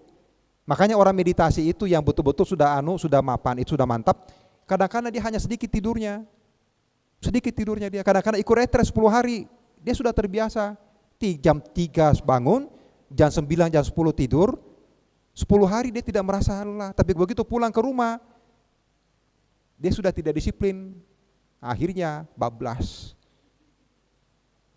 lowbat, hilang dia punya itu. Makanya ini orang yang meditasi seperti gini, kalau dia rutin, itu sebenarnya dia punya energi besar banget, ngepres itu loh. Nah, itu berarti jangan meremehkan anapanasati. Sang Buddha mengatakan objek meditasi ini manfaatnya besar sekali. Meditasi anapanasati manfaatnya besar sekali. Dan harus sering dilatih, sering dikembangkan itu. Itu Sang Buddha nasihatkan kepada para biku, para biku, manfaatnya ini meditasi ini. Perhatian terhadap keluar masuknya napas, manfaatnya sangat besar. Harus selalu dilatih, dikembangkan terus menerus itu. Tapi harus melalui teori yang benar. Bahwa meditasi ini harus berkesinambungan. Baru ada hasilnya. Kecenderungan ya Bapak Ibu dan Saudara sekalian akan berlanjut dalam setiap kehidupan. Jadi kalau kita tidak merubah ya, kalau kita tidak merubah atau mau memperbaiki ya dosa carita, moha carita, witaka carita ini ya empat watak ini, kalau kita tidak rubah, kita tidak atasi, itu nanti kelahiran akan datang dia ikut, bahkan bisa lebih parah lagi. Bisa lebih parah lagi. Sekarang kan kita kan kenal ajaran Sang Buddha. Ya. Kita kenal Dharma. Itu. Kelahiran akan datang belum tentu. Belum tentu. Oleh karena itu kita punya waktu ini jangan disia-siakan. Ya, kecuali bagi orang yang tidak punya malu. Ya. Ada orang tidak bisa maju memang karena tidak punya malu. Juga tidak takut. Dia tidak takut akan akibat dari karma buruknya itu, dia tidak takut. Atau orang yang terlalu bodoh. Nah, kasihan, dia harus bergaul. Makanya di dalam Manggala Sutta kan ada asewana cak balanang, pandita nanca sewana. Nah, itu adalah berkah utama. Bergaul dengan orang bijaksana adalah berkah utama. Itu syair pertama loh. Sang Buddha sampaikan itu asewana cak balanang. Dulu ada pertapa namanya Akiti Pandita. Dia mengatakan kepada Dewa Saka, Dewa Saka mau kasih berkah tuh. Dewa Saka mau memberikan berkah kepada dia karena Dewa Saka tergugah dengan dia punya kebajikan, dengan dia punya perjuangan. Dikasih apa, minta apa? Ini pertapa apa, minta apa mau dikasih. Pertapa itu mintanya apa? Semoga saya tidak bertemu dengan orang bala, tidak ketemu dengan orang bodoh ini, dungu ini, sepanjang kelahiran saya. Semoga tidak bertemu dengan orang seperti itu. Itu saking pentingnya ya untuk mendapatkan pergaulan yang baik. Maka dari itu Bapak Ibu dan Saudara sekalian, kalau ingin mengatasi ini, sini. Orang yang bisa tahu dirinya kalau dia bisa baca pikirannya, dia bisa tahu dia siapa di sini, awalnya dari sini pikiran. Orang yang tidak bisa membaca pikirannya, tidak tahu diri, tidak bisa menyadari pikirannya, dia tidak akan tahu dirinya, tidak tahu diri. Ya itu. Karena pikiran adalah pelopor ya dari segala sesuatu. Apa yang kita pikirkan ya nanti itu. Pikiran adalah pelopor, pikiran adalah pemimpin, pikiran adalah pembentuk. Ya itu. Ada 14 faktor mental yang membuat pikiran menjadi baik dan murni. Ini harus kita munculkan ya. Kalau memang kita berkehendak untuk menjadi lebih baik ya, lebih murni ya, ada 14 yang harus kita perhatikan. Yang pertama keyakinan, kembali lagi kepada keyakinan. Karena tanpa keyakinan Anda tidak mungkin mempraktikkan dhamma. Anda tidak akan di sini kalau keyakinan Anda lain, mungkin di gereja atau di tempat lain. Tapi karena Anda punya keyakinan Anda datang ke sini, makanya keyakinan landasan pertama. Dengan keyakinan kita melangkah. Yang kedua sati. Tanpa sati tidak ada kemajuan. Agama Buddha, ciri-ciri meditasi Buddhis harus ada sati. Ya, meditasi Buddhis harus punya sati.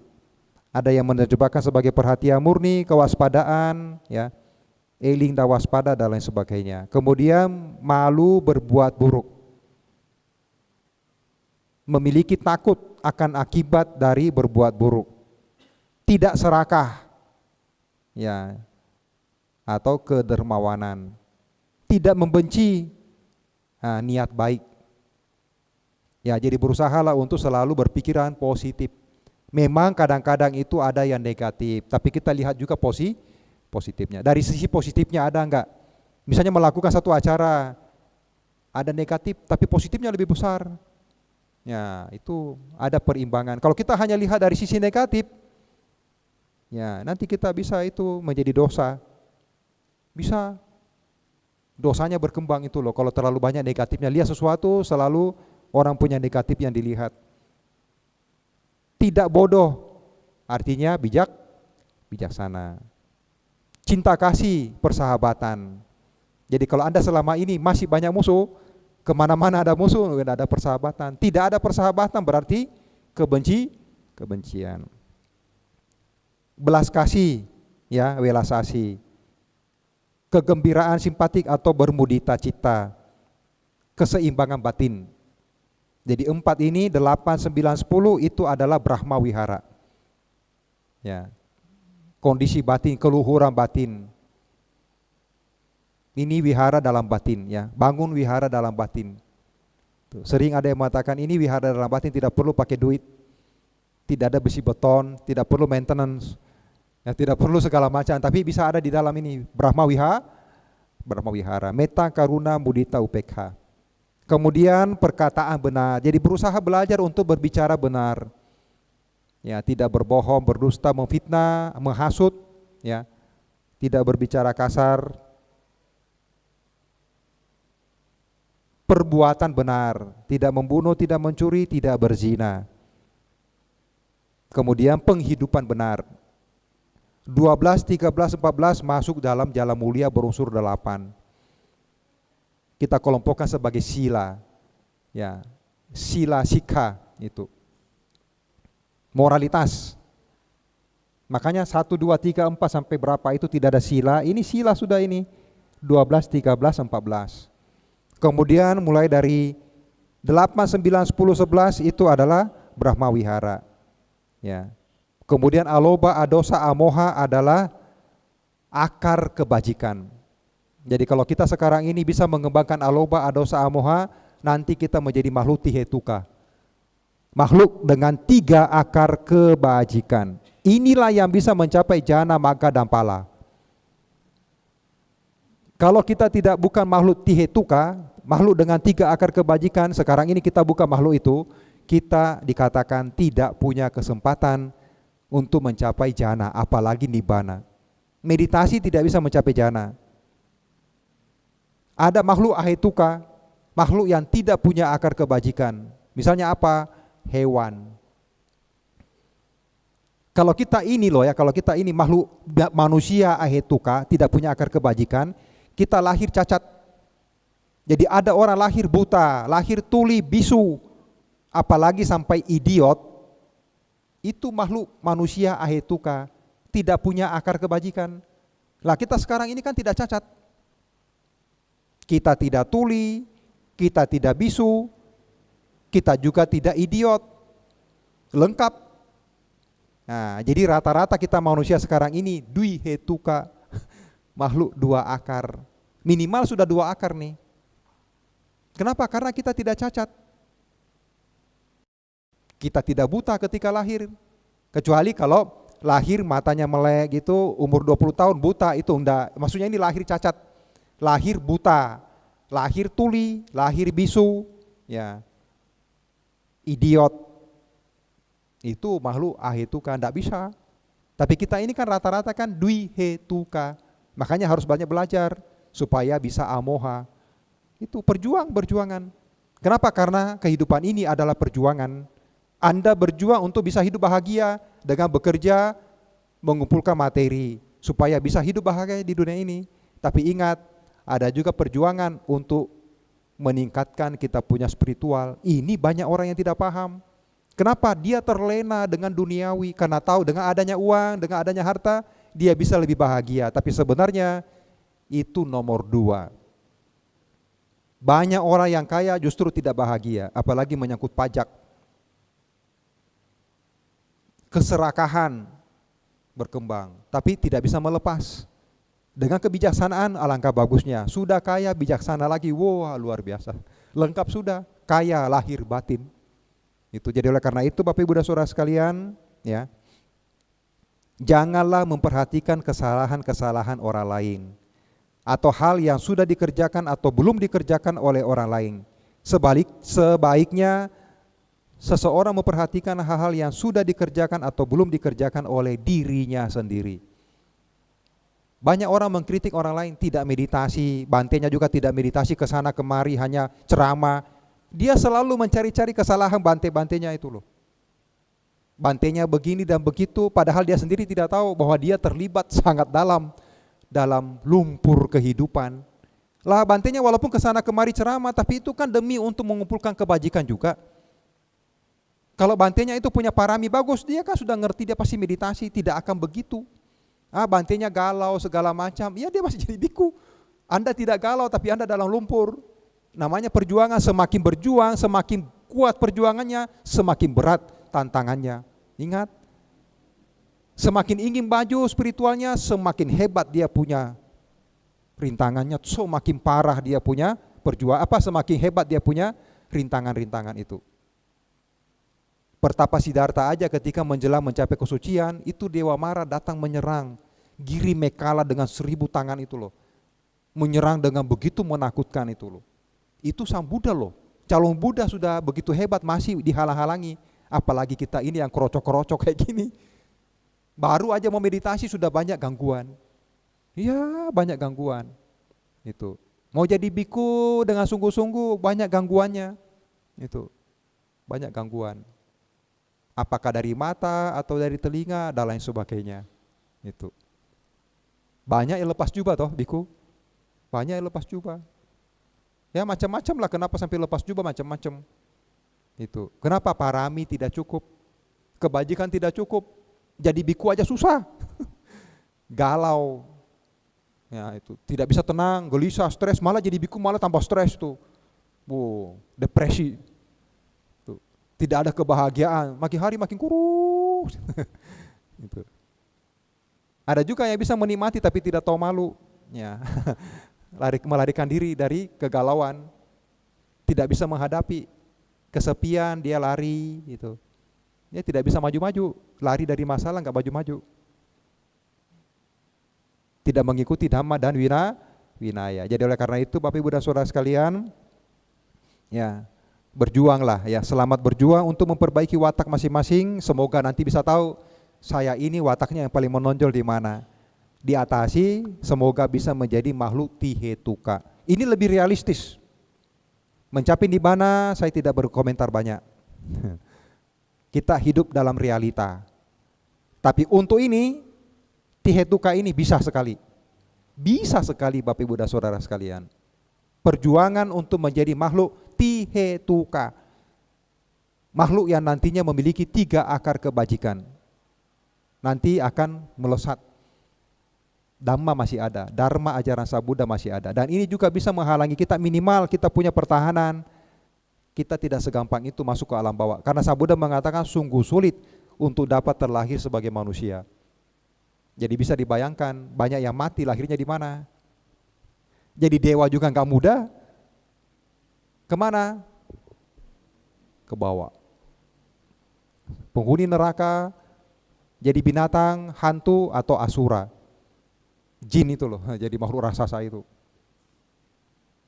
Ya, semoga Bapak Ibu dan Saudara sekalian, apa yang kami sampaikan ini bisa membuat Anda minimal tahu diri, sadar diri, ngerti, tahu ya, paham saya ini apa.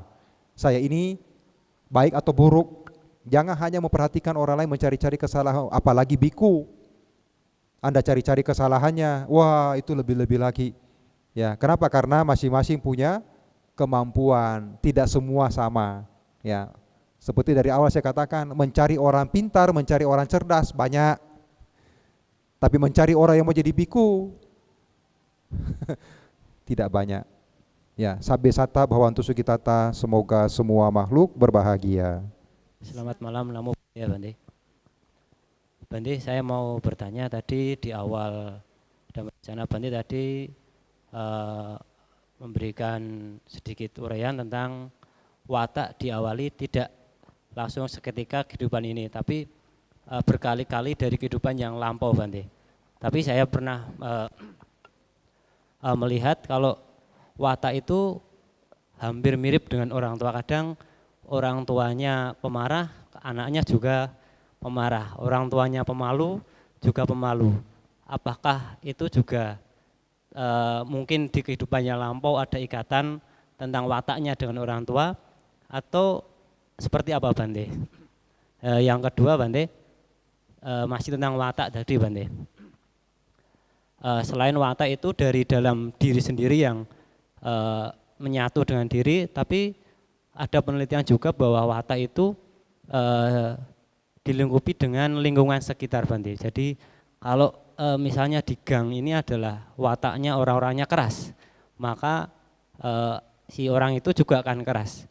Tapi bagaimana kita bisa melepas itu Bante? Misalnya kehidupan si A hidup di sekeliling orang yang keras, tapi dia ingin berubah mungkin menjadi lebih baik. Tapi mau lepas dari lingkungan itu tidak enak dengan orang-orang sekitar itu, mau tetap di situ tapi untuk berubah itu susah Bante. Demikian tadi Bante pertanyaan saya. Terima kasih Bante. Ya. Jadi watak negatif ya, terlahir di kondisi yang negatif tambah negatif. Ya, tapi kalau wataknya sudah bagus, dia lahir di kondisi yang tidak bagus, ini masih ada pertahanan. Ada anak itu memang dia lahir di keluarga yang pemarah, tapi dia masih lebih bisa terkendali karena wataknya dulu, misalnya gini, papanya tukang jagal. Ya, dia sebagai anak lahir di situ karena ada jodoh karma, ada utang karma, dia lahir di situ, dia tidak bisa. Contohnya bodhisatta. Dia lihat itu binatang dipotong gitu, dia tidak sanggup. Kenapa? Dulunya dia sudah mengembangkan metta karuna. Nah, tapi ada juga anak lahir gitu, memang sudah punya sifat kejam. Gampang sekali dia membunuh. Itu kenapa? Karena dari dulu sudah kebiasaan. Itu. Jadi memang watak ini bisa diperparah itu dengan kondisi, namanya kan pergaulan. Kita ini bisa rusak, bisa menjadi baik karena pergaulan juga. Itu tergantung kita ada di mana itu. Makanya kalau sekarang ini kita punya watak sudah bagus, misalnya metta karuna berkembang ya. Itu nanti kalau kita terlahir itu ada beda dengan orang yang punya watak misalnya pembenci, marah. Gitu. Ada anak lahir di keluarga yang sebenarnya juga pemarah ya. Jadi ketika bayi itu sudah kelihatan, kalau nangis itu kepalanya dibuntur-bunturkan di lantai, di tembok tuh. Balita tapi sudah begitu galaknya tuh, kalau nangis itu bisa orang tua sampai takut. Orang tua sampai takut anak ini kalau nangis. Kenapa? Kalau dia nangis, itu kepalanya bisa dia bentur-benturkan di tembok tuh loh. Orang tua kan takut anak itu cacat dia punya itu. Tapi ada juga anak begitu lahir, gampang dirawat, nangis juga tidak berlebih-lebihan. Sebentar juga sudah diam. Tapi ada anak susahnya minta ampun, galaknya minta ampun tuh. Ya, sama juga dengan keserakahan. Ada anak itu ya sama usianya gitu. Itu kalau makan beda, yang satunya makan dengan serakah. Tidak mau berbagi, diambil aja bagiannya orang aja dia mau ambil tuh. Kalau enggak dia nangis. Misalnya Bante gini, Bante kasih ini anak, misalnya ada 2 ya, Bante kasih 2 gitu. Dia juga mau itu. Dia juga mau ambil itu, temannya yang punya itu. Padahal sudah tahu ini satu. Bante kadang-kadang gitu, para biku ya, kalau ada 2 anak-anak kan enggak boleh kasih 1, menimbulkan iri. Jadi kasih satu. Dia tidak mau, dia mau juga ambil temannya punya tuh. Tapi ada juga bisa berbagi. Dikasih, dia malah kasih temannya atau dia bagi 2. Dia kasih, dia minta lagi kepada Bante. Dia datang lagi. Dia minta lagi tuh karena dia sudah kasih ke temannya. Dari kecil aja sudah bisa berbagi tuh. Wataknya. Cuma diperparah atau bisa diperbaiki dengan lingkungan. Tapi watak dasar itu sangat sulit. Jadi oleh karena itu mereka-mereka yang memiliki watak sekarang ini ya itu negatif ya, kita tidak usah bayangkan nanti terlahir di keluarga mana dulu lah. Ini menjaga kita punya kejatuhan, karena rata-rata orang yang meninggal itu tidak terlahir sebagai manusia. Kenapa? Kebajikannya sebagai manusia tidak cukup. Ada orang meninggal karena usia habis 80 tahun misalnya, tubuh ini lapuk, hanya bisa bertahan 80 tahun, ini tubuh pasti rusak, meninggal. Tapi dia punya kebajikan masih ada untuk jadi manusia. Nah itu, ini masih terselamatkan karena dia masih jadi manusia. Tapi kalau ini sudah tidak ada, udah nggak cukup, kita bisa bayangkan kemana tuh. Misalnya dia pemarah, pembenci, kejam, bengis, bisa jadi hewan buas. Bisa jadi hewan buas. Bunuh baru bisa dapat makan, membunuh dulu baru bisa dapat makan, jadi macan, jadi singa itu loh. Atau bisa terlahir sebagai hantu dan di neraka. Terlahir sebagai manusia juga tidak bermutu. Itu tidak bermutu. Jadi oleh karena itu betul ya, watak itu bisa berubah dari lingkungannya. Namanya kan kelahiran, di mana kita lahir, selain membawa kita punya watak, kita juga dipengaruhi oleh lingkungan di mana kita lahir. Karena kita masih kecil tidak ngerti apa-apa, tambah parah lagi. Yang bagus-bagus bisa ditekan. Ya, watak yang bagus bisa tertekan dengan lingkungan, kita diajarin melihat apa, kita kan latah. Itu makanya berbahaya sekali itu kelahiran yang berulang-ulang ya, karena begitu. Tidak bisa mencapai kesucian adalah kerugian dan sangat amat menakutkan. Kelahiran berulang-ulang itu sangat menakutkan. Itu. Karena untuk jadi manusia sulit, membutuhkan kebajikan besar. Bisa ya? Ya, lingkungan mempengaruhi. Saya mau bertanya, faktor-faktor apa sajakah yang diperlukan supaya kita dalam bermeditasi bisa mencapai jana, sehingga bisa terlahir di alam Brahma, selain ketekunan dalam bermeditasi. Terus yang kedua, apakah dalam kita bermeditasi, selain objek dari 40 macam objek itu, kita bisa mencapai jana. Seumpama orang yang mempraktekkan meditasi Qigong itu kan fokusnya ke Tantien. Apakah dengan kita fokus seperti itu bisa mencapai jana? Ya, makasih. Kalau mencapai jana itu bisa, tapi kalau untuk kesucian enggak bisa. Kesucian itu harus ada jala mulia berusur 8. Ya, Sang Buddha pernah ditanya, apakah ada kesucian di ajaran-ajaran yang lain, itu kan? Sang Buddha mengatakan, kalau di ajaran itu ada jala mulia berusur 8, bisa. Tapi kalau jana, Sang Buddha tidak sebut, hanya di agama Buddha itu loh. Itu. Ada saja, bisa saja. Jana-jana itu bisa, di agama lain juga bisa.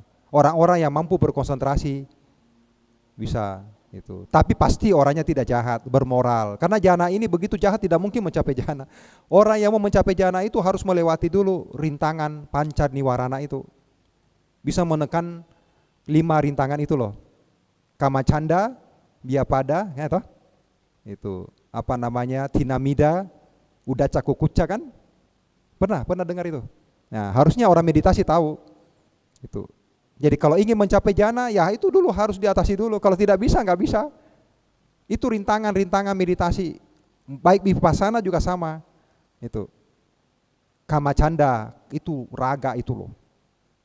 Hawa nafsu, kesenangan-kesenangan itu dengan kenikmatan-kenikmatan raga itu. Keinginan-keinginan jahat. Makanya kalau orang dikatakan bisa mencapai jana, jahat, tidak bisa. Orangnya jelek, tidak bisa itu.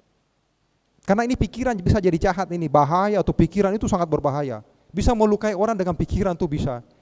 Tapi itu bersekutu, dia pasti bersekutu, bukan kekuatan jana. Dia bersekutu dengan sesuatu kekuatan jahat untuk mencederai orang. Itu kekuatan pikiran diarahkan dengan salah. Gitu. Jadi kalau Anda betul-betul ingin mencapai jana, lewati dulu itu 5 rintangan itu. Yang kita sebut dengan panca niwarana. Selain ada ketekunan, wirya, semangat. Tuh. Kemudian cukup sehat. Karena salah satu rintangan meditasi itu kalau orang itu bermasalah dengan lambung. Ya. Kalau lambungnya bermasalah, obati dulu. Itu. Gitu. Terus ada sakit lambung itu loh. Gitu. Kemudian juga pernapasan, kalau ada masalah obati dulu. Misalnya ada bengek. Itu sakit paru-paru, suka merokok, ya. Batuk-batuk. Itu enggak bisa ya. Itu. Jadi harus sehat juga tuh. Sehat. Ya selain itu tentu parami. Parami tidak bisa dikesampingkan. Adanya timbunan kebajikan. Kalau tidak ada timbunan kebajikan, tidak bisa. Adalah makhluk yang spesial. Itu. Tihetuka khususnya itu, makhluk tihetuka. Jadi sekarang ini berlatih untuk aloba, adosa, amoha. Karena inilah mempengaruhi kita. Ini loba, dosa, moha ini yang mempengaruhi kita tidak bisa konsentrasi. Terutama itu apa namanya dosa. Itu dosa dengan nafsu. Ya nafsu itu. Karena orang yang mencapai jana, mencapai Brahma itu tidak punya nafsu. Orang yang bisa mencapai jana itu nanti terlahir sebagai Brahma, tidak ada lawan jenis di situ. Tidak ada pacarnya loh. Iya, tidak. Itu dikatakan orang yang mencapai Brahma itu semuanya sama. Tidak berpasang-pasangan. Dan Brahma itu dikatakan makhluk yang tidak bernapas. Jadi suatu ketika kalau meditasi sudah tidak ada lagi bernapas, sudah hilang ini, siapa tidak lagi tergantung dengan napas, itu masuk jana 4. Orang yang tidak bernapas itu kan orang jana 4. Orang yang masih hidup tidak bernapas, apa tidak seperti kita gini kan bayi dalam air ketuban itu. Ya, tidak seperti kita gini. Atau dalam air. Orang tidak bernapas itu dalam air, kalau bernapas kan masuk ke paru-parunya. Kemudian makhluk yang tidak bernapas adalah yang makhluk yang mati, orang mati. Itu orang sudah mati. Ya. Atau makhluk Brahma, ya. Atau masuk jana keempat. Jadi kalau ingin mencapai jana, tolong itu jangan terlalu banyak berteori. Jangan terlalu banyak berpikir kalau meditasi, itu akan menghalangi. Gitu. Artinya ngerti apa yang harus saya singkirkan kalau saya lewat ini jalan. Misalnya kita dari sini, di situ jana, ya kan? Di sini ada 5 rintangan menghalangi, ya singkirkan itu 5 itu. Baru capai jana di situ. Terutama kemalasan, tidak tekun. Ya, disiplin harus itu, ya. Nah. Orang mencapai jana itu ditandai dengan adanya nimitta. Itu dia dapat nimitta dulu. Tanda-tanda konsentrasi, tapi itu pun juga jangan dipegang dulu. Ada nimitta-nimitta yang baru yang awal itu dilewati, ya. Kalau jana bisa di agama manapun bisa. Jana kan bukan hanya monopoli umat Buddha. Kecuali kesucian. Itu. Tapi kalau mencapai konsentrasi yang dalam, tapi biasanya mereka itu tidak sampai alam Brahma yang tingkat tinggi. Karena itu kan membutuhkan juga adanya yang lain. Ya paling ya biasa-biasa aja. Kita di Buddhis kan ada Buddho, jadi hening toh. Karena mereka tidak ngerti, biasa kosong pikiran. Nah, kosong pikiran ini yang berbahaya. Kalau kosongkan pikiran, ini yang tidak bisa mencapai, bahkan bisa berbahaya. Jadi meditasi Buddhis tidak mengosongkan pikiran, sadar, tahu, ngerti, itu. Tapi diam. Itu. Jadi jana itu bisa dicapai oleh teori-teori yang lain. Bisa. Tapi yang aman kita jangan keluar dari dharma. 40 objek itu. Kenapa ada yang pakai visualisasi? Ada yang pakai visualisasi. Tapi permainan pikiran, ilusi. Jadi dia bayangkan Buddha rupa di depan, dia tutup matanya. Dia bayang-bayangkan itu Buddha rupa muncul gitu, betul muncul. Walaupun dia tutup mata seakan-akan dia itu Buddha rupa, cuma Buddha rupanya lain. Buddha rupanya tersenyum kepada dia. Luar biasa. Kok Buddha rupa bisa tersenyum? Kemudian tangannya panggil-panggil dia. Ini kan sudah namanya kan sudah permainan pikiran. Itu sudah melenceng jauh. Jadi kalau ada mengatakan saya meditasi, Bante lihat Sang Buddha datang tersenyum kepada saya dipanggil-panggil, itu sudah mulai kebablasan. Harus ditarik kembali itu. Itu sudah mulai permainan pikiran. Pikiran sangat lihai itu. Pikiran sangat luar biasa.